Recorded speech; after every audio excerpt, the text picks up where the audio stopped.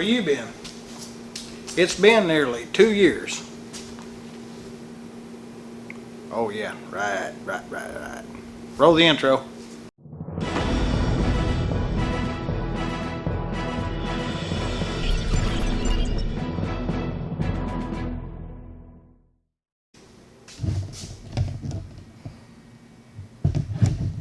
There I am.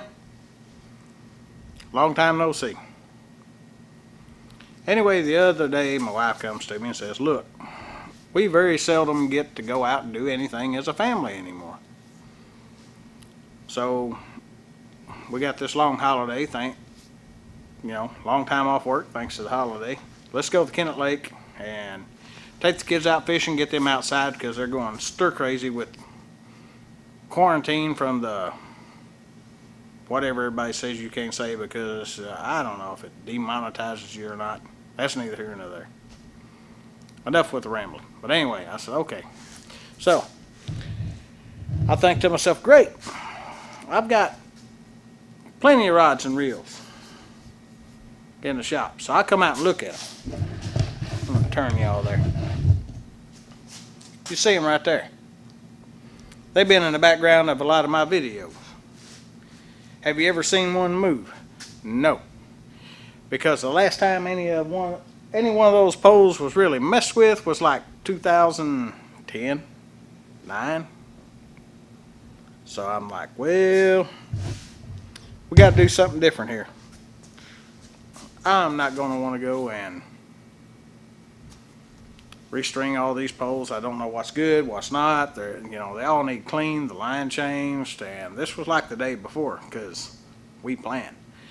And so I said, well, we're going to Wally World. So we go up there and immediately they ain't got nothing. You can tell they're just throwing crap on the shelf to make it look like they've got something to sell. Nothing has the prices marked. So finally I see the old boy walking through there and, hey, come here. I found some things we wanted. Didn't know the price of them. Hey, what's this cost? So he scans it and I'm telling him, dude, we don't know what none of this crap costs. And he just flat out tells us, well, because of the Rona, that they're just dragging anything out of the back, throwing it on the shelf. So basically they didn't have nothing. So I've got, 3 teenagers, well, 2 teenagers, 1 young adult, and me and my wife to buy for. So we dig around, we find a few things. For our middle daughter, this lovely little combo. But it's a Zebco 33. And this one, they went back to all metal. Back when Zebco 33s were all metal, they kind of kicked ass. And then they went to plastic and went to garbage and people quit buying them. But anyway, we got that one for her.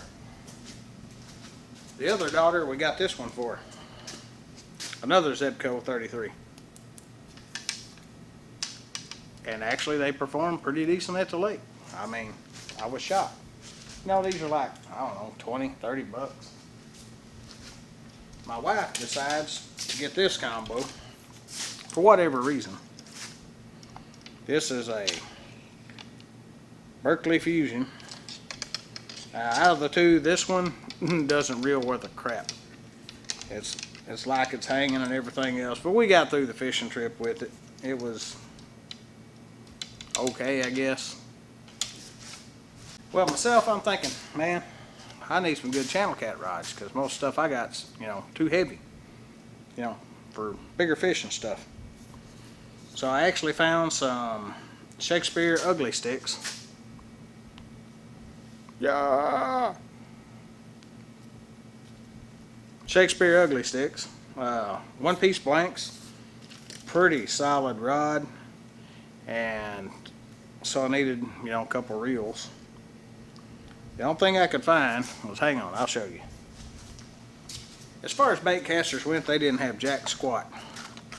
Except for these Abu Garcia 6 ball bearing, 6.4 to 1 retrieve ratio, Silver Maxes. And overall, I mean, didn't have no choice. That's all they had that I would redeem remotely acceptable for channel catfishing. And then they had one of these, which is like a 4+1 bearing. Yeah, marketing. 6.6 to 1. Basically, bass fisherman crap. That's what they got. Bass fisherman junk. You know, little trinkets and toys that look pretty and cost way more than they should. Ugh, frustrating. The crappy reel, out of the three, the other two cast like a freaking dream. I'll give them that. This one is a backlashing piece of, it took a while to get this one straightened out. But I've replaced this old reel right here. If I could trick the camera into focusing on it. This is an old Shakespeare. I gotta get this in focus for you.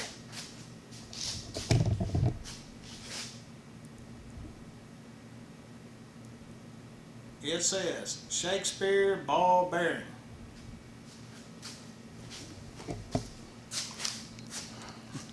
Shakespeare ball bearing. So that means like freaking one. The others tell you how many they have. Some of them try to embellish it for 6+1. So what, it's like 6 big ones and a small one. But anyway, the front's going off of it. This is one she got for her birthday back when we were dating. So that makes this reel like circa 1993. And you can see the front piece is gone, pieces are missing. We had it for 2 years before I decided I'm gonna learn how to throw one of these damn things. So this is actually what I learned to throw. This reel right here is actually what I learned to throw a bait casting reel. I'd never been able to do it before, but I learned on this one. And of course, since we're going to the lake and we're not going to be catching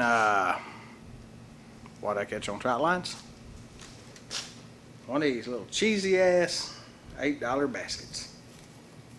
The Slinky Fish Death. But it serves its purpose. It did the job.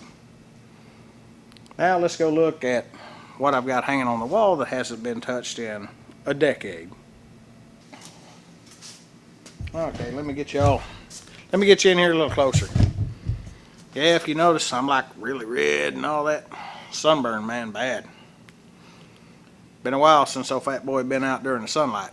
But anyway, these are my old rod and reels. Let me get you off there so I can show you a little closer.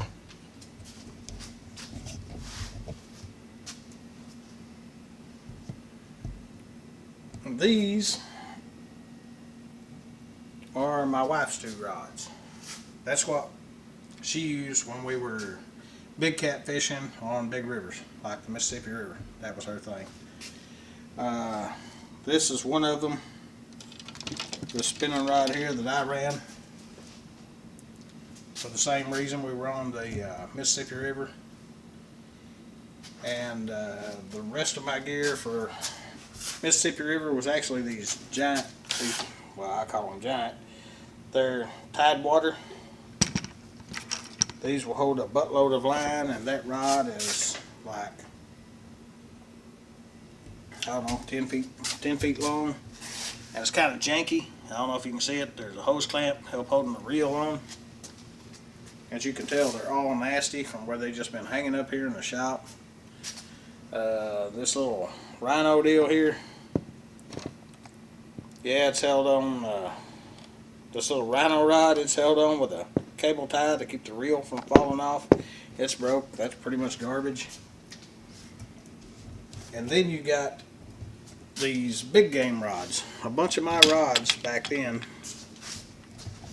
Let me put you back over here. I'm having trouble getting everything in frame. Then you had the Berkeley big game rods.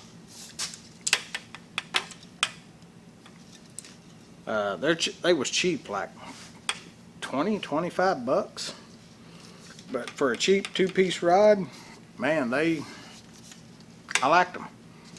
And let's face it, a decade ago, I didn't make enough money to really afford anything much better. But on it, I've got a Abu Garcia Ambassador 6000. Freaking smoke show of a reel. I had to save money to buy that reel. And it, with combination of this rod, I've pulled in numerous fish, 30, 40, pounds with it. Over on the Mississippi River, and the rod's short enough, I use it on small rivers also. And then just a couple old cheesy ass spin casting reels that, I don't know, we bought them because that's what we could afford. One of these old Kevlar rods. This has got a Sigma Shakespeare on it. A really good rod, soft action. Got it spooled with looks like spider wire. It's been on there so long the color has faded. And my main channel cat fishing rods were these Berkley big game rods, 7 foot, with these. This one is a Pinnacle reel, really nice. But I mean, come on, let's face it, it's a freaking bass reel. Works great though for small rivers and channel cat and what you might catch there. I mean, you throw some, it's spooled with 16-pound test Berkley big game or Trotliners big game. It's gonna catch you damn near everything in the river for you unless they get into some cover. This one is pretty much the same setup, Berkley big game rod. 20 bucks, Wally World. It has actually got a Shakespeare Sigma, another bass rod on it. Again, perfect little channel cat rod, fish up to 15, 20 pounds. You put on some 20-pound test on there. Most of the rivers in our area, this is going to catch anything out there. Overkill for, bass and smaller stuff. One thing I will say about this rod, and if I can find a picture of it, I will put it up for you. I have caught the biggest flathead I've ever caught on rod and reel on this freaking rig. Me and a buddy of mine had went fishing out at the St. Francis River and didn't do worth a damn. We went early that morning. We came back, decided, what the hell? Let's go to the Mississippi River, do some pole fishing.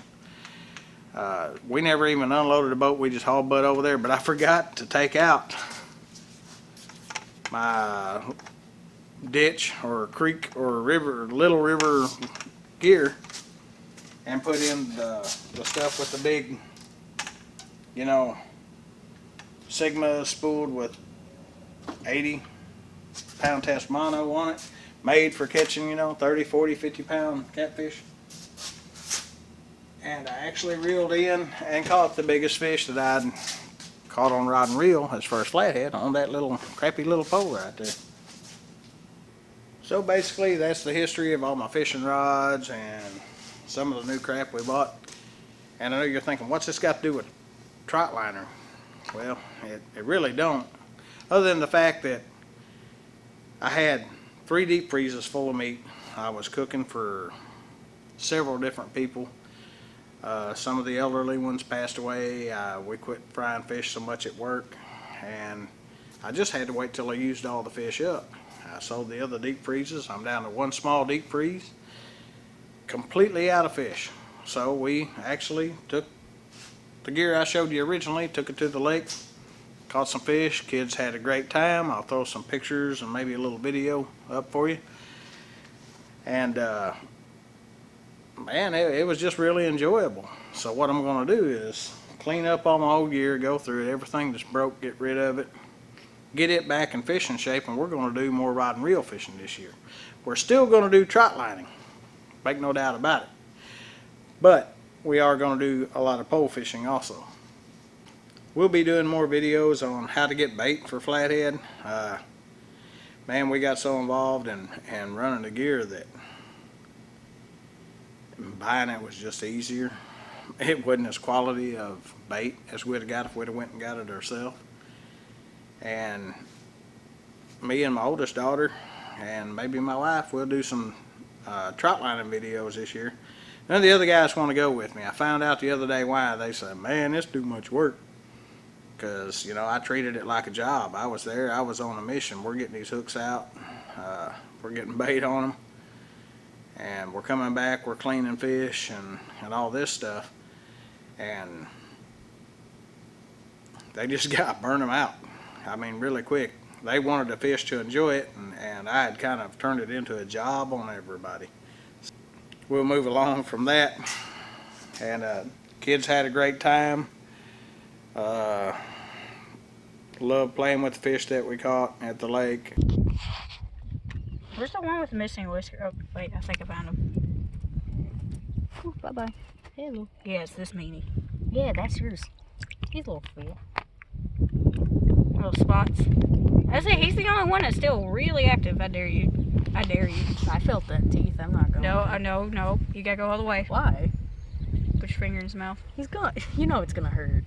Do it. No. In the mouth. I think he just made it gag. I felt him tense up. I'm sorry about that, bud. We fried them up and ate them. They were great. Anyway, thanks for tuning back in. I know it's been a long time, fellas. And I get sick of hearing other YouTubers constantly hounding you to smash the like button and subscribe and all that crap. We're all grown up. We know how YouTube works at this point. I may put up a little subscribe icon or a like thing on the screen somewhere in here.